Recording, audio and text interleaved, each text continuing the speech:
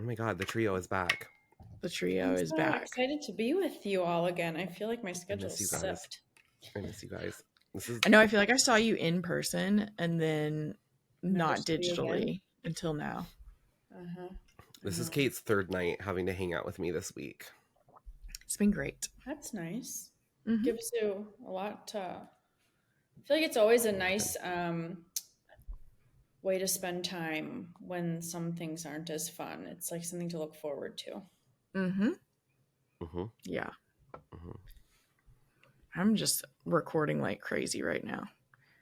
That's exciting. It's I had fun. one at 1 today. And then we have this one. I have another one tomorrow. I have like 5 over the course of 3 days. But we're going to have some content banked, which is great. Yeah. That's what I was saying. Is that going to be nice Yeah. for you then to, if you need a break? Yeah. Yeah, I like having stuff into the future. And I fell behind for a little bit because fucking winter just kept happening. Winter was brutal this year. It was rough. Everything in my life feels very chaotic and behind right now. And I only listen to 2 podcasts. Like in the entire world. I listen to Bookwild and Crime Junkie. Ooh, Hey. he's wearing the merch, guys. And I'm so behind on both that I'm like overwhelmed. And like, I just like sometimes will be like, oh, I have 48,000 arcs for June and I have 100 episodes of podcasts to listen to. It's hard to do it all. It is. It is. But I feel like I'm in a reading slump, to be honest. That sucks. That was like a lot of January and February for me. Yeah. I don't know. I don't know I'm if it's the finally sun's kind of been out out of here. it. I'm just like, there's other stuff to do. But I hate feeling that way. I haven't felt that way in years. I am That's okay. I'm in a reading slump right now because I've been struggling with a book that I'm reading. And it's like when I pick it up, I get back into it and I'm like, oh, okay, like I'm kind of enjoying where this is going. Like 150 pages the other night. But then like today I had like a few different times where I could have like picked it up and read and I'm just like, just not feeling I feel you. But I'm really looking forward. I'm going to read the new Frida McFadden and the new Jamie Lynn Hendricks this weekend. That'll help. Yeah, that's a good one. And I'm going to go to Canada. Nice. For all the food. And I'm going to take my mom out to lunch. Oh, because I'm a good son. That'd be really nice. I love that. Did you say you have an icebreaker? I do. Because I'm like, well, it was announced today, so I guess I don't care if I say it on here. But I'm going to be one of the panel moderators at the Montreal Mystery Festival. Yay! And so cool. I'm so excited. It's like a Friday and Saturday thing.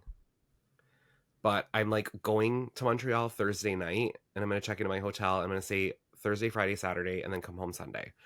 Oh my gosh. But there's so many, like, I think I have like 11 books that I'm bringing with me to be signed by people. But I also am like, I'm going to be in Montreal for 3 days. Like, what is your ratio when you're traveling to like how many books you would like plan on or bring with you on vacation? Like if you were gone for 3 days, would it be like a book a day? Would it be like 2 books? Like I'm always like nervous that like I'm gonna be like, oh, I'm gonna bring these 2 books and then like not be able to get into them and be like, not be able to read. Well, I take all my books with me everywhere. True. That's fair. True. But also like the times that I've traveled now granted they've been like probably a lot shorter than the way most people travel, but it's how I've been able to do some stuff. I'm also doing things the whole day that I'm there, so I barely have time to read. So, but like if I was finally, this is all I want right now, like literally, if I could finally just go to like a fucking dark room right now and my dogs didn't need anything from me and Tyler didn't need anything from me and my clients didn't need anything from me and I could just sit there for like 5 days, I'd probably need at least 5 books. Oh, wow. I know I'm going to be like doing things. Yeah.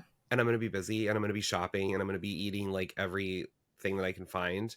But I'm just like, I think 3 books is good. Are you going solo or are you going with somebody that you'll be having like breakfast, lunch, and dinner with somebody? I'm going solo, but like okay. there's like a few other like bookstagrammers that are also moderators that like I've like been friends with online for years. And there's also like people that are going, like there's, I think she's like one of my soulmates. Coffee. I want to get her username right because I think that she has an amazing aesthetic. Um, Coffee and Books Blend on Oh. Instagram.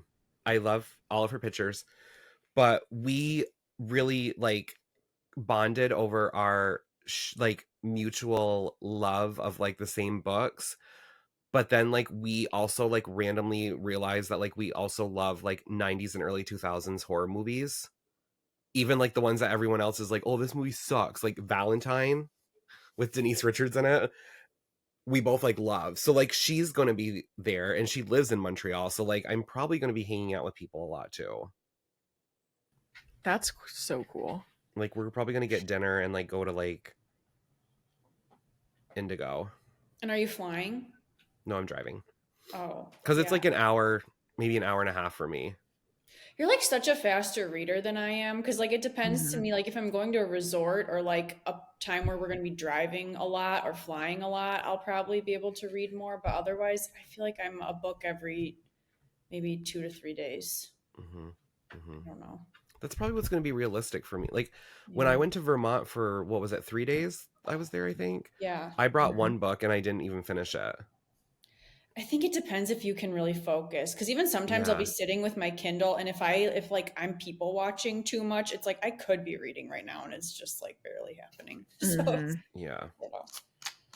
But it's also like a great city for like eating and shopping. Oh, yeah, that sounds awesome.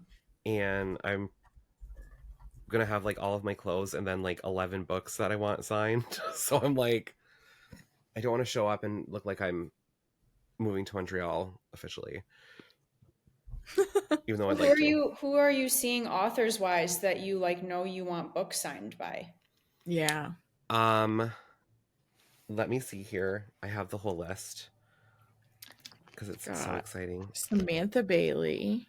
Ooh. Samantha Andrea Bailey. Bartz, Will Dean, Mm-hmm. Shari Lapina, Jennifer Hillier, Woo-hoo-hoo. Jennifer Hillier. Vanessa Jennifer Lilly, Yeah, Vanessa Lilly is going to be there. Claremont Smichalone, Wow. Wendy Damn. Walker, Hank Philippi Ryan. Yeah. I'm interviewing Hank. That's so cool. Yeah. Yeah. She seems awesome. Doesn't Lisa she have Kussel is a going to be podcast or there. a show or something? Yeah, she does a lot of crazies. I don't think that woman sleeps between like the writing and her job and now like doing exciting things like this. Lisa Kussel is going to be there and I'm very excited to meet her because she's Vermont based. And she wrote The Widow on Dwyer Court that I read this summer and I love so much. So, well, we were thinking it was time for another Kindle Unlimited episode. Or what Gare and I have called a Save Your Wallet episode before. And he brought the matcha baby. I brought mine too. Oh. My gold baby. Here's my phone. I love your baby. I love my baby. I should just bring my baby with me to Montreal. You then should. Then I don't have to Save worry space. about, yeah. I was actually going to use that as a segue at one point. I was going to be like, or you could read Kindle Unlimited books. Good one. Oh, yeah. Good I've one. started doing that. That's when I like read a lot of my arcs is when I travel now if I just want to bring my Kindle. I just rarely travel. Like twice a year is good for me. Yeah. I have traveled more in the last 3 months than I did in the last 14 years. You're a fucking jet setter, dude. Yeah, I know. I love it for you. I'm just going places now. Who knew? Going Bookwild all over. I love it. Well, do you want to hear? Okay, for anyone who's watching on YouTube, I pulled a muscle in my lung, apparently. So if I just look weird and fidgety and keep grabbing myself, which sounds so weird, that's why. But do you want to hear my first book? As I sit here crossing my arms across my chest, but it makes it feel better. So I picked one for my TBR too, because this is also what we're going to be reading for Bookwild's Backlist Book Club in April. Hello. So we are reading Blacktop Wasteland by S.A. Cosby. Okay. S.A. Cosby. So it begins. I'm not gonna be able to read again tonight. I'm super excited about this one, and it's on Kindle Unlimited, obviously. So how do I pronounce his name? Bjergard? Bjergard Bug Montage. Husband, father, honest car mechanic.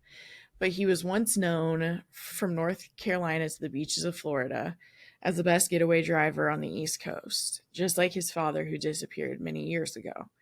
After a series of financial calamities worsened by the racial prejudices of the small town he lives in, Bug reluctantly takes part in a daring diamond heist to solve his money troubles and to go straight once and for all. However, when it goes horrifically wrong, he's sucked into a grimy underworld which threatens everything and everyone he holds dear. Ooh. I love a heist novel. And I also I'm a sucker for the trope of like, oh, I'm a morally gray assassin, getaway car driver, blah, blah, blah. But I'm just trying to be good now. It just works for me. So I'm excited.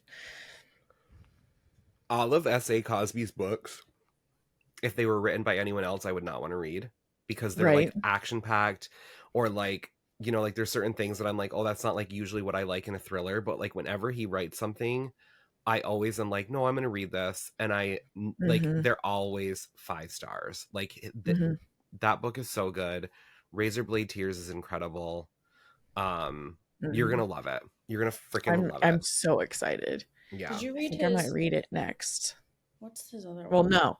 Book club's not until the second week of April, so I will not be reading it next, but I'm excited to read it. I really liked All the Sinners Bleed too. Very good. Yes.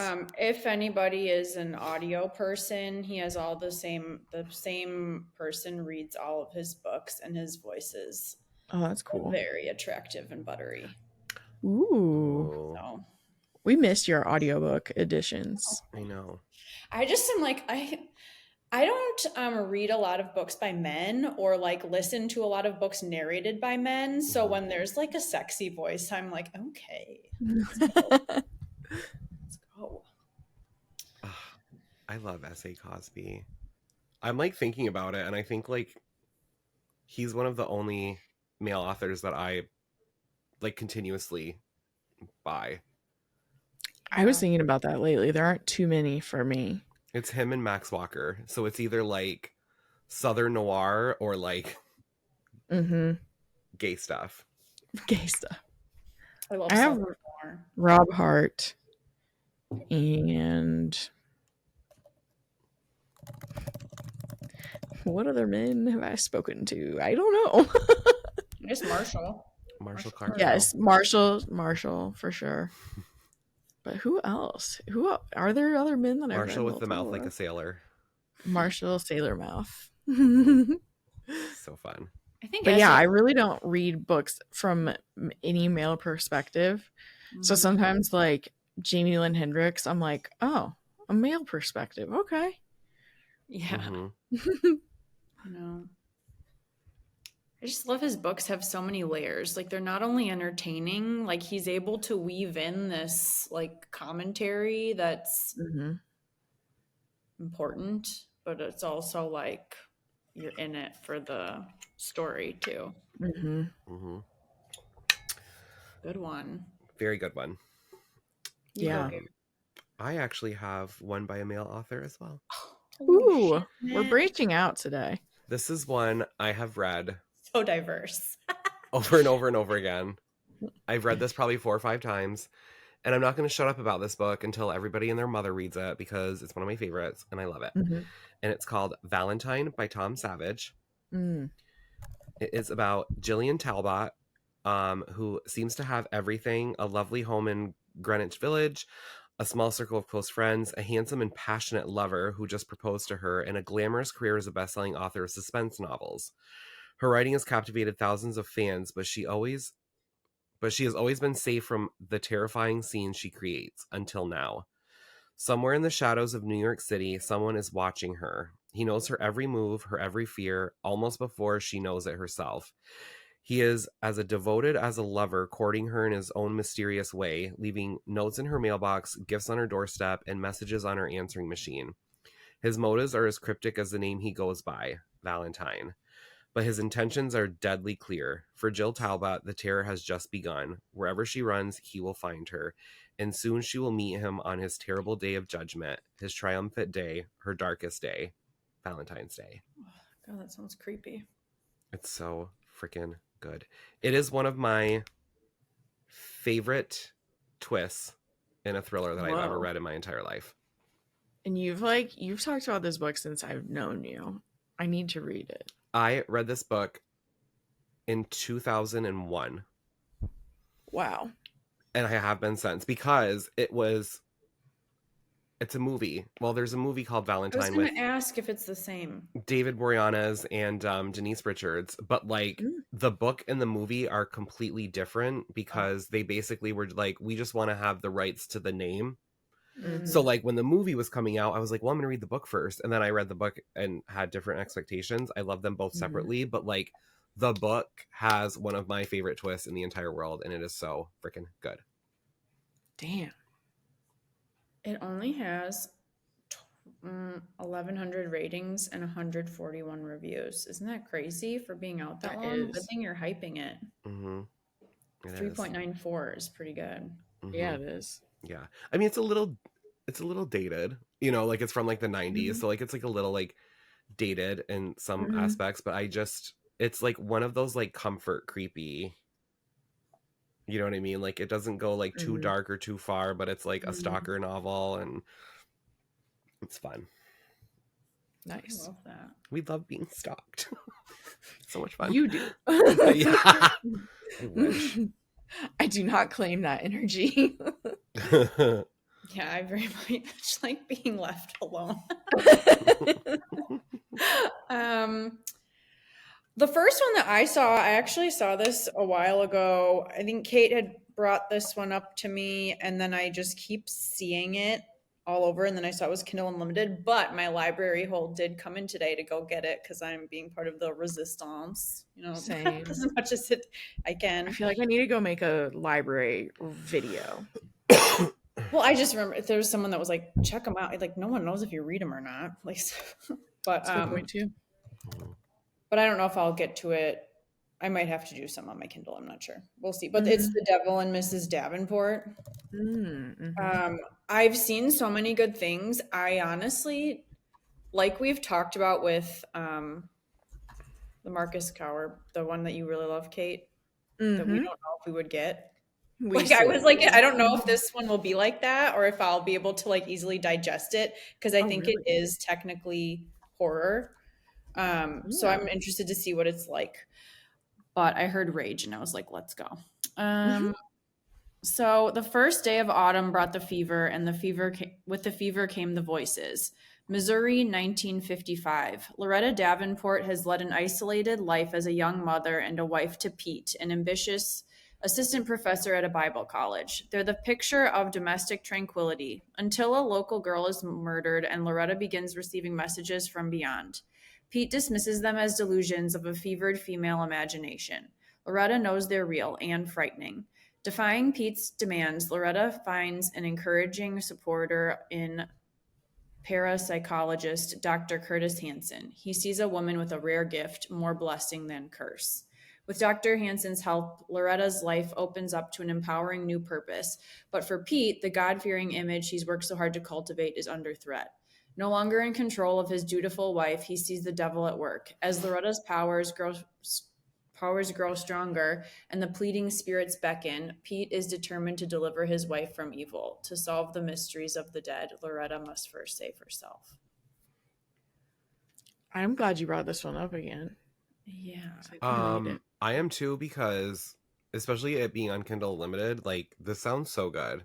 I know, and the cover is so cool. I love the cover. I love the vintage, like, and the crack. Yeah, and like just the more I've been thinking about it lately, I think one of my biggest fears is to be like not able to use my voice. And like I think back of like how women were just like silenced and like everyone thought you were crazy no matter what came out of your mouth if you were being at all honest or like resisting. And so I'm just like so fascinated by that. Yeah, I saw she has another one that's coming out soon too, but it's not on NetGalley yet. But anyway, I am gonna go pick this up tonight. That's so cool. I love the timing. Good for you. Well, cool. I have one that this one was really interesting to me, and I read it back in 2016. It was like the beginning of me reading Kindle Unlimited. Essentially, I just like kept scrolling through all the ones I've rented or whatever they call it.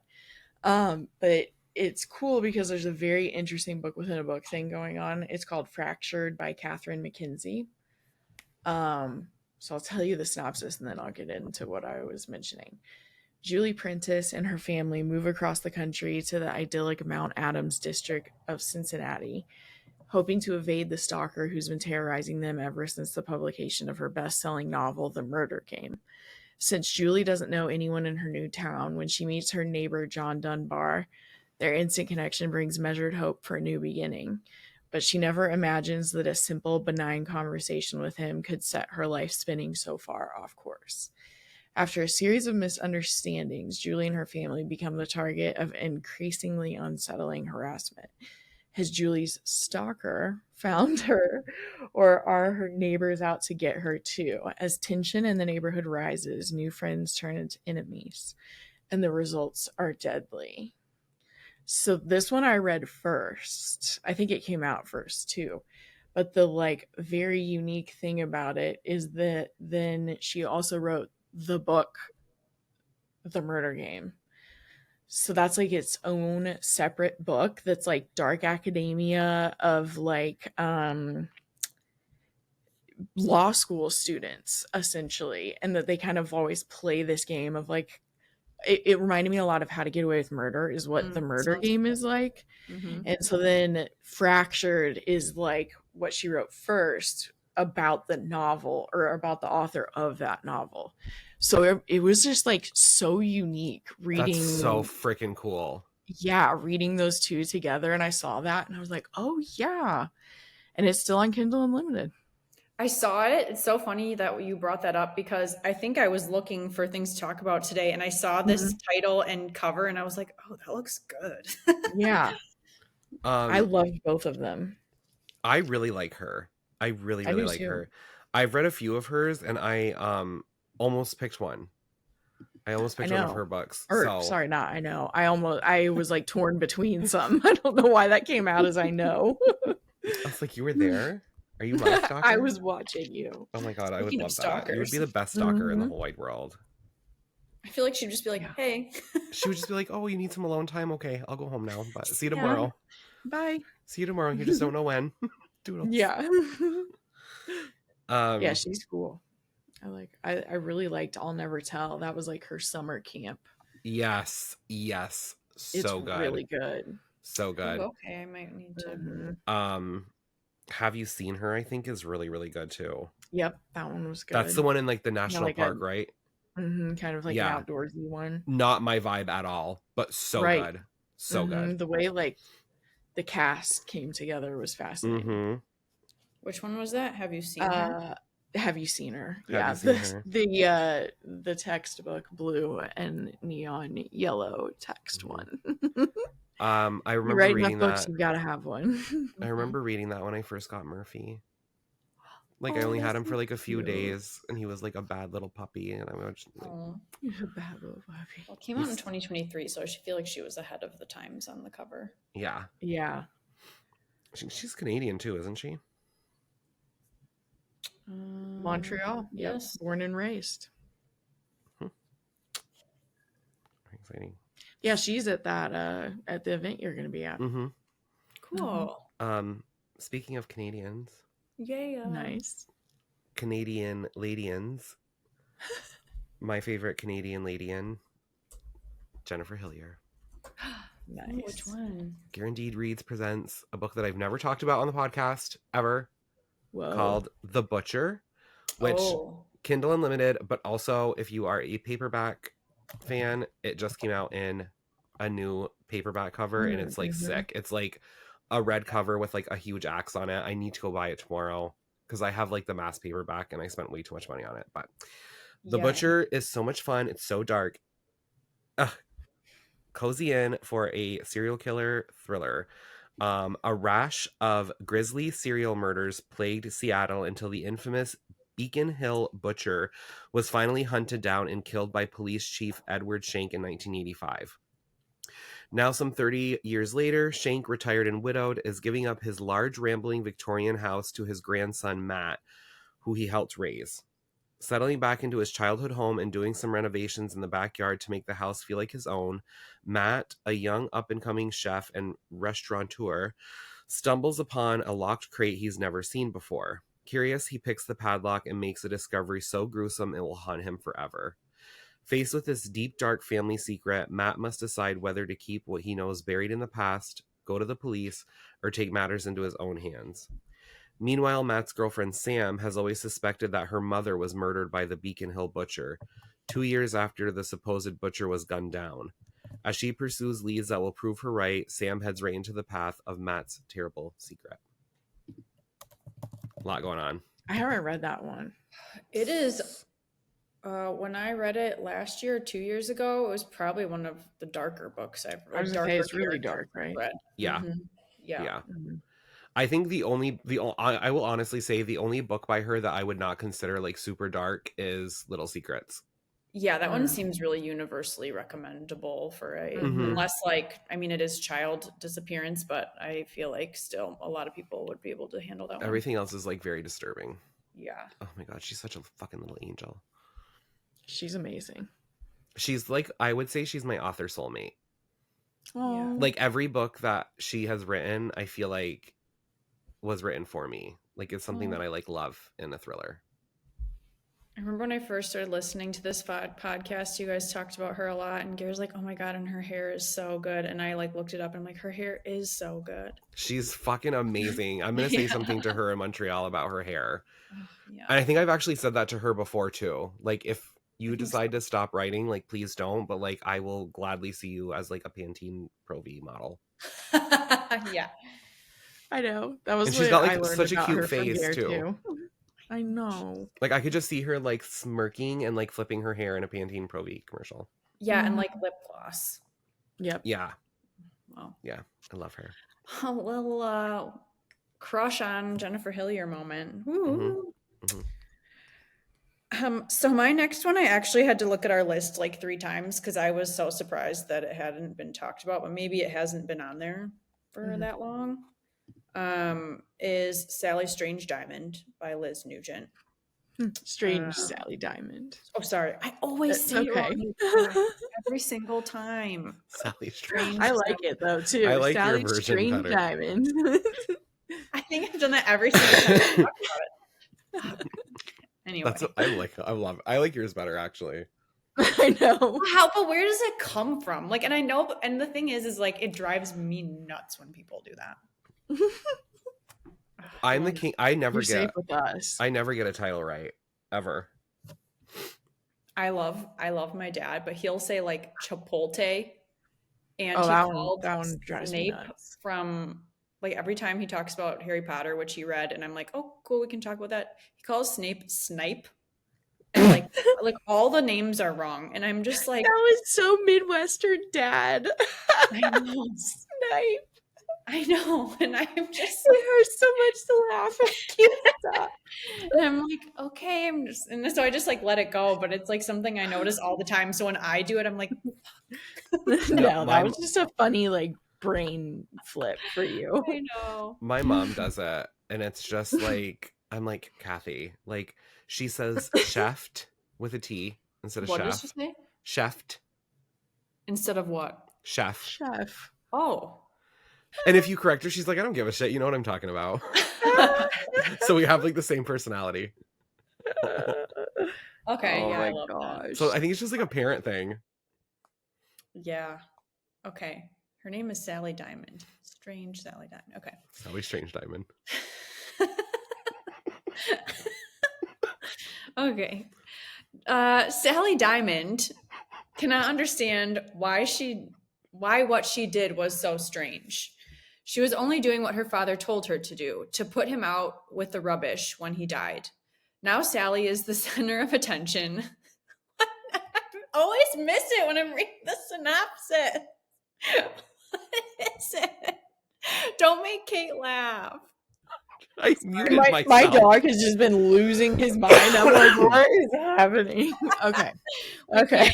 We can't. I don't know. It's funny. Right. Okay. Now Sally is the center of attention, not only from the hungry media and worried police, but also a sinister voice from the past she has no memory of. As she begins to discover the horrors of her childhood, recluse Sally steps into the world for the first time, making new friends, finding independence, and learning that people don't always mean what they say. But when messages start arriving from a stranger who knows far more about her past than she knows herself, Sally's life will be thrown into chaos once again. It's so good. So freaking good. I love characters like Sally. Honestly, I think I've read maybe 3 or 4 now where I'm like, if there's a character that's kind of like takes everything literally, I probably will love it. Mm-hmm. Same. And she was so like snarky. Yes. And very blunt, and I'm like obsessed with that. I love that for her. It's like, well, why did it manage to be like really dark and had found family? It was kind of cool. It was very cool. Yeah, the like 2 different timelines or whatever perspectives. I was like, whoa. Oh my god, I would love to read that again.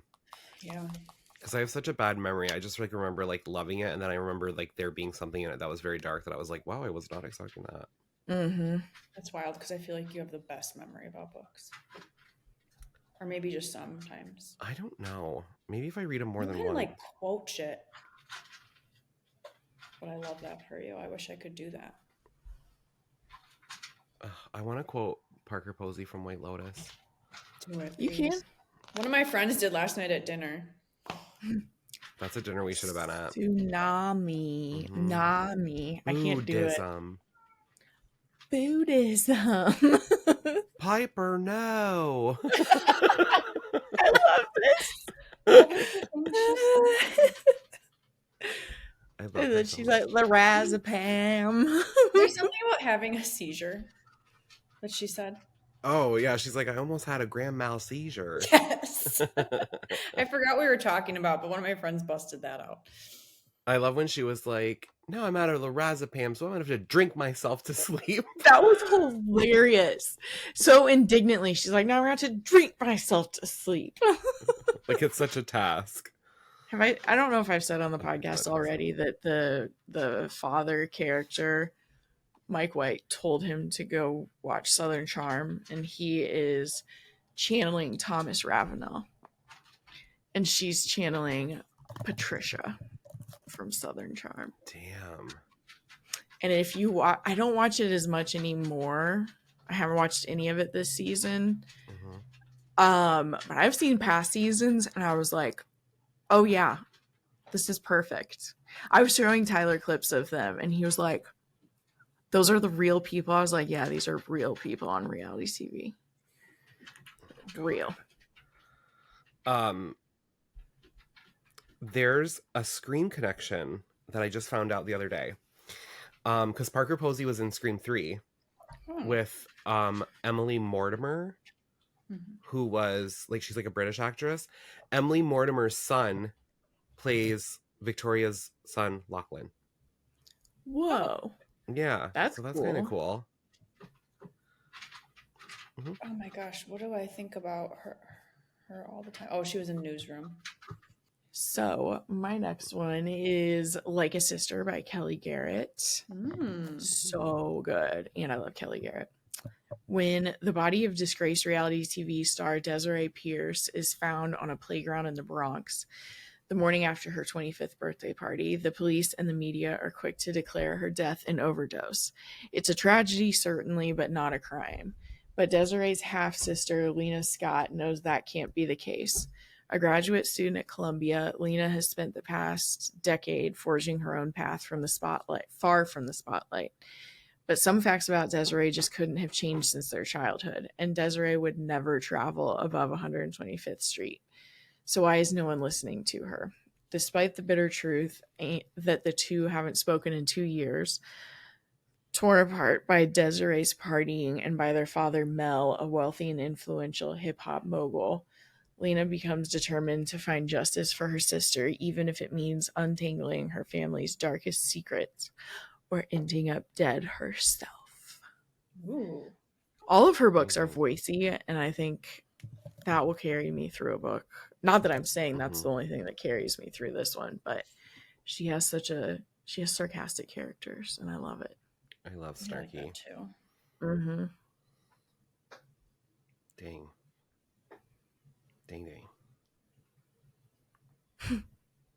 Speaking of snarky. Yeah. Go on. So I recommend The Good Lie by A.R. Torrey. Mm-hmm. I need to read that one. Oh my god, it's so freaking dark. I'll read it with you because I just can't get enough of her.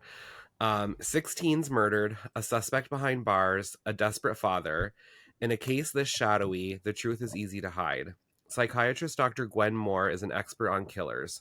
She'd spent a decade treating California's most depraved predators and unlocking their motives. Predators like the notorious Bloody Heart serial killer, whose latest teenage victim escaped and then identified local high school teacher Randall Thompson as his captor. The case against Thompson as the Bloody Heart killer is damning and closed as far as Gwen and the media are concerned, if not for one new development. Defense attorney Robert Cavan is still traumatized father whose own son fell prey to the BH killer. Convinced of Thompson's innocence, he steps in to represent him. Now Robert wants Gwen to interview the accused, create a psych profile of the killer and his victims, and help clear his client's name. As Gwen and Robert grow closer and she dives deeper into the investigation, grave questions arise. So does Gwen's suspicion that Robert is hiding something and that he might not be the only one with a secret. Never mind, I have read that one and I loved it. So freaking good. You guys, 160,597 ratings, over 12,000 reviews, a 4.12. That's really good. Between now and when I die, I want to take a week off and I want to leave my cell phone at home and I want to get like in a hotel or lay my chubby little ass on a beach and I just want to read her entire catalog all over again. Mm-hmm. Like I want to do that with her and I want to do that with like Jennifer Hillier and like probably by the time I have time to do it, I would love to do it with like Ashley Winstead too, because I'm sure she'll have some other bangers out. Yes. Oh yeah. That would be awesome. I keep wanting to read more of her books and I once again, I probably mentioned this last time, was so bummed I like missed out on her newest one on NetGalley. It just like isn't available. Yeah, that one's good. That was the first one I read by her. I think it might have been one of the first ones I did too. I need to read the Girl in 6E trilogy again. Mm-hmm. Because I loved the first book. The second book, I don't really remember a lot. And then I never read the third one. Oh. So I need to I just want to read them all over again. Maybe I'll bring those to Montreal. I would like if she did a fourth one, to be honest, but I don't know if that's in the cards. Mm-hmm. I just love her creativity with like how dark her books are. Oh yeah. And she's like not afraid of anything. No. Because the details of like the serial killer in this book are like really, really gruesome. So that's mine. Okay. Well, I also was surprised that this one we haven't talked about from Kindle Unlimited, but maybe once again it's newer in there. I am a little sleut for Sally Hepworth, so this one is The Darling Girls, which is I think her newest one still. Unfortunately, I think so. I would love more by her. I need to get more into her backlist. I think they're more like family drama-ish, but I think like relevant issues, so need to get into that. For as long as they can remember, Jessica, Nora, and Alicia. Is that how they said it, or was it like Alicia? I don't know. I say Alicia. Oh no. Have been told how lucky they are. As young girls, they were rescued from family tragedies and raised by a loving foster mother, Miss Fairchild, on an idyllic farming estate and given an elusive second chance at a happy family life. But their childhood wasn't the fairy tale everyone thinks it is. Miss Fairchild had rules. Miss Fairchild could be unpredictable, and Miss Fairchild was never, ever to be crossed. In a moment of desperation, the three broke away from Miss Fairchild and thought they were free. Even though they never saw her again, she was always somewhere in the shadows of their minds. When a body is discovered under the home they grew up in, the foster sisters find themselves thrust into the spotlight as key witnesses. Or are they prime suspects? Thrilling page turner about sisterhood, secrets, love, and murder. I really want to read that one. Oh, I didn't realize that. No, I read The Good Sister was the one I read when I was kind of getting more into her backlist, but I haven't read this one yet. I do love the relationship that the foster sisters have a lot. And then like the ending is a little like wowza. That was dark. It really That's what I remember you guys saying. That's where I'm like, I need to read her dark one. Yeah, she's going there, I think. I mean, she always kind of did in a way, but it is now. I was like really surprised because I didn't think anything would beat The Good Sister for me. Like I loved that one so much. And Darling Girls, I think, is my favorite one by her so far. I think I've read 4 maybe of her books. Oh yeah, okay. Blasted through this one. I want to read. It was the first one, and I was like, "Wow, who is this? I have been missing out." I want to read The Younger Wife. I think, where like the 3 sisters. Yeah, I haven't read that one. I really want to read that one. Yeah. Yeah, she's good. I'll co-sign that. I'll co-sign that. Go Sally, go. Go Sally, go. I think I have something. I think there's something about like Australian authors I really like. I don't know if it's true or just the ones. It might just be a coincidence of the ones I've read so far, but I'm like, nice. Well, I have another one from 2016 because apparently I just scrolled all the way to the beginning of Kindle Unlimited. But we have talked about Minka Kent before. I don't know if we've talked about The Memory Watcher, which I just remember reading really quickly. Like I could not put it down. When Autumn Carpenter stumbles upon the social media account of the family who adopted her infant daughter years ago, she finds herself instantly drawn into their picture-perfect existence. From behind a computer screen, Autumn watches Grace's every memory, from birthdays to holidays to bedtime snuggles. But what starts as an innocent fascination spirals into an addictive obsession, met with a screeching halt the day the McMullen family closes their InstaFace account without so much as a warning. Frantic and desperate to reconnect with her daughter, Autumn applies for a nanny position with the McMullens, manipulating herself into Grace's life under false pretenses. And it's only then that Autumn discovers pictures lie, the perfect family doesn't exist, and beautiful people, they have the ugliest secrets. I got very angsty at the end. Damn. That sounds good. I like that you're going back. Isn't that crazy? That's 9 years. That's what I realized. I was like, I mean, I knew I read it a while ago, but I wasn't thinking that long ago. Like, I still remember parts of it. Is that when you read it, or is that when it came out, or both? Both. Oh, nice. Damn. Oh, no. Well, it came out December of 2016, and I read it in February of 2017. Oh, it's like a couple months after it came out. Yeah. It was really good. It's crazy. That's the one I haven't read yet. And there's like a couple of hers I haven't read. It's very much like psychological Memory thriller. Watcher. Memory Watcher. I think I have like most of her catalog somewhere around here. I'm like staring at like how I need to organize my books. I've never heard of that one by her. Weird. Is it her? I can't remember if it's her first one. I think it's one of her earlier ones. Yeah. She has so many, so I don't know when she started. I don't see anything yet before 2013. or 2016. I love like this where I'm looking at it on Goodreads and you can see all like the cool covers from all over the world. Yeah. Mm-hmm. Yeah, those are cool. I can't even say.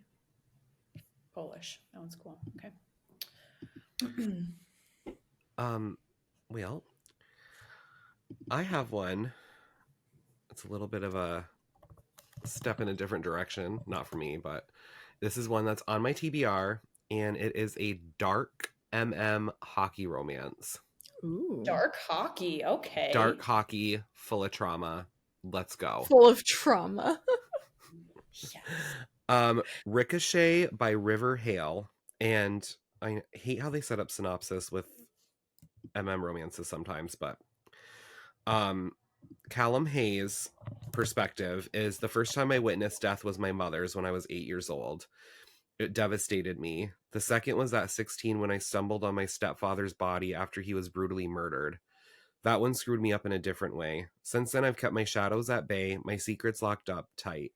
That is until Stone Wakefield joins my college hockey team. 5 years ago, he saw something I meant to take to the grave. He saw me weak, and I hate him for it. I have no choice but to keep hating him so he never sees past my mask again. And then Stone Wakefield's perspective is Callum hates me, and he does nothing to hide it.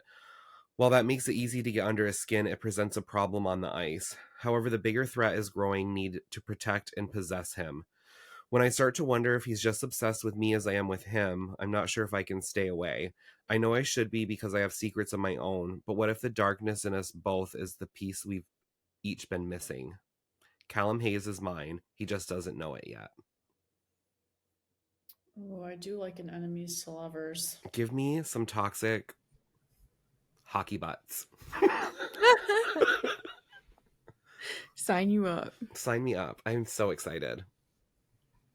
Sounds good. Mm-hmm. Sounds like That a little sounds like spicy too. Sounds like a spicy, toxic, dark hockey butt. Tell me lies.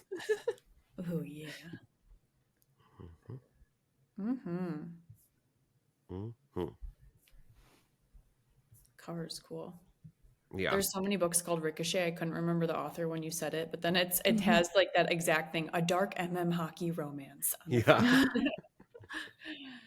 Spell it out. Yes. I didn't realize until just now, I was looking at the cover that sketches of a hockey helmet. Like I thought it was just kind of abstract. And then I'm like, oh yeah. Okay. Oh yeah. I know, I love that copy so much. I do have it on Kindle Unlimited. Like it's on the Matcha Baby, ready to be opened. But that might be one I have to get in paperback too. The cover is cool. Yeah. I think I'm gonna need to. I like it when they actually have like art. You know what I mean? Like instead of Fabio. Well, I'm not just like, I mean, some of them, I mean, there are some very attractive romance covers, but sometimes I'm like, I'm not like a face cover girl. Like I'd rather have something creative. Mm-hmm. Okay. As I was looking, this is a side note kind of, but have you ever noticed when an author, or does it happen often on Kindle Unlimited? Like for example, what just popped up, I finished The Reformatory by Tananarive Due. And then, but only on Kindle Unlimited, she must have a series, but only book 2 and 4 are on Kindle Unlimited. Does that usually happen, weird. or is it usually That's like strange. a whole series? With a series, that seems weird. It does. Like those are the only 2 that I saw that I was like, oh, maybe she has some other stuff that I'd be interested in. And then I'm like, oh, those are the only 2 I see marked as Kindle Unlimited. Like kind of weird. Yeah. So anyway, that ended up not being one of my picks. But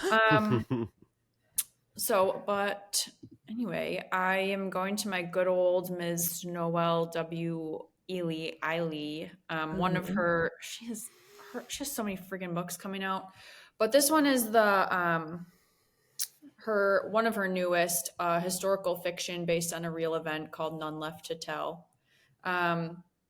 This one, I will say, there were parts, I'm usually not hard to read. Like nothing's usually hard for me to read, but this one, there was some parts. 3 women connected by one of the most brutal mass slayings in U.S. history. Lucy is sick of turning the other cheek. 10 years ago, an anti-Mormon mob drove her family and friends from their homes in Illinois. But now the tables have turned. Rumor has it some of those same men are traveling through Utah on their way to California, and this time Lucy won't run. Katrina knew the trek west would be difficult, but she had no idea she'd be walking straight into hell. The young mother of 4 is prepared to do whatever it takes to protect her family from the violence closing in, but the battle to survive will be more harrowing than anything she can imagine. Sally has just been gifted to a man she barely knows as his 4th wife. Trapped and lonely, she tries to make the best of her new life. But when her husband insists on joining a group of religious zealots planned for revenge, she's forced to reconsider her loyalties, even if it means putting her own life on the line. Based on true events, this is the story of the Mountain Meadows Massacre. That was a really wild. Heavy. Yeah. I need to read that one. Yeah, I think it would fit into like a bleak category. But it's like, I think it's hard when you realize that something actually happened and there were like families involved, not just like adults, even if she just like that sucks too. Keeps delivering and delivering and delivering and delivering. I know. And she's really freaking pretty. Really fucking pretty. You've got so sweet. How many boxes are you checking, ma'am? Like, okay. I still have to read Room for Rent, None Left to Tell, and I just got a package today. She sent me a PR package of Such Quiet Girls. Oh, I almost talked about that one as being on my TBR. That one sounds good. She sent me like a little crime scene envelope. And there's pictures inside of it of like the real crime that inspired the book. She sent me some pixie sticks and a little keychain with a bus on it. Oh my gosh. I was like, you are the sweetest human being. Yeah. I really think it's interesting how she bases a lot of her books on real stuff. Yeah, she's a fucking... At least lately. Killer. Well, my last one then is by Isabella Maldonado, A Killer's Code. It's the 3rd in the Daniela Vega series. I think you could read them standalone in most cases. But this one just came out in January. During a recent undercover sting gone bad, hitman Gustavo Toro died in the arms of FBI Special Agent Daniela Danny Vega. But Toro had secrets he refused to take to the grave. In the event of his death, Toro left behind a video that promises to expose a mysterious mastermind who has been operating with impunity for decades. But there's a catch. Danny's team must follow Toro's cryptic clues on a cross-country hunt for justice, and piecing together his past is more twisted than Danny could have imagined. But as Danny and her team race to gather the evidence, it's clear this powerful adversary will stop at nothing to keep their secrets, including eliminating those who threaten to reveal them. If you love action thrillers, she writes them so well. I love them. I haven't read this one, so this was kind of on my TBR, but I actually have a copy of it somewhere. I did not prep and bring it with me. I know you love her books. You've talked about other ones, but have you talked about that one before? Mm-mm. No. It just came out in January. Oh. Mm-hmm. But yeah, the whole series is on Kindle Unlimited too. Nice. Dang. Mm-hmm. She seems like everything she writes is like she's like your Jennifer Hillier. Like everything she writes is like written for you. Yeah. I love action, fast paced, no lag. Hell yeah. Hell yeah. My last one is actually on my TBR as well, and it sounds like a book that was written for Gare. The Secret Witness by Victor Mathos. Mm-hmm. It is the first installment in the Shepherd and Grey series. This is the Reaper speaking. So begins an anonymous letter published in a Utah newspaper after a young couple is viciously murdered. Toole County Sheriff Elizabeth Gray leads the investigation into the double homicide, which is eerily reminiscent of a string of brutal killings years ago. When the letter leads detectives to another body, Gray calls an old friend for help. Former prosecutor Solomon Shepard is still struggling to recover from the deadly courtroom attack that ended his career. He's been keeping a safe distance from the action, teaching criminology seminars about serial murders and the psychopathology until Gray asks for his help on the Reaper case. As the body count mounts, Shepard and Gray race to unravel the deranged design of a copycat killer and find themselves in a face-off with an enemy they never saw coming. That does sound like a Garrett book. Oh my That does. God. I am just... He is super cool too. I read his The Silent Watcher. It was creepy. I think you would like it too. That's on my but TBR. Now I want to read this one. That's on my TBR because of you. And then once you recommended it, there are actually a ton of his books that sound like they would be up my alley. And he was like saying when I talked to him, like he writes horror and sci-fi as well under different names. Homie just writes all the genres. I think you told me that because didn't you say he was like doing like a horror, a sci-fi, and then a thriller a year or something crazy? Yeah. Oh, shit. Yeah. Yeah. He was like, I just sit at home and I write. I was like, damn. Dude, he was a civil rights lawyer. He said he produces 2 books a year and he has a dog named Fraser, and I love him. Yeah. He has a really cool perspective. This reminds me of Mindhunter, and I am so sad that I don't think there's going to be a 3rd season of that show. No. I don't think so either. He has like another one too that's like it's that like plot which I'll never get enough of, where like a woman, like her husband goes to prison because they believe he's a serial killer, and then like serial killings start happening again like after he's in prison, and like you don't know if it's a copycat or they have the wrong guy or whatever, but yeah. That does sound good. Oh my god, I don't know which one to do. This one I actually was kind of surprised was on there, so I will do this one. Nice. I think I kind of want to buy it, even regardless of if I read it, because it looks so cool. Slewfoot by Brahm. So this book I've seen at the store, and it is very beautiful and like kind of an odd shape size, and has like really gorgeous but like dark illustrations, and I'm into that.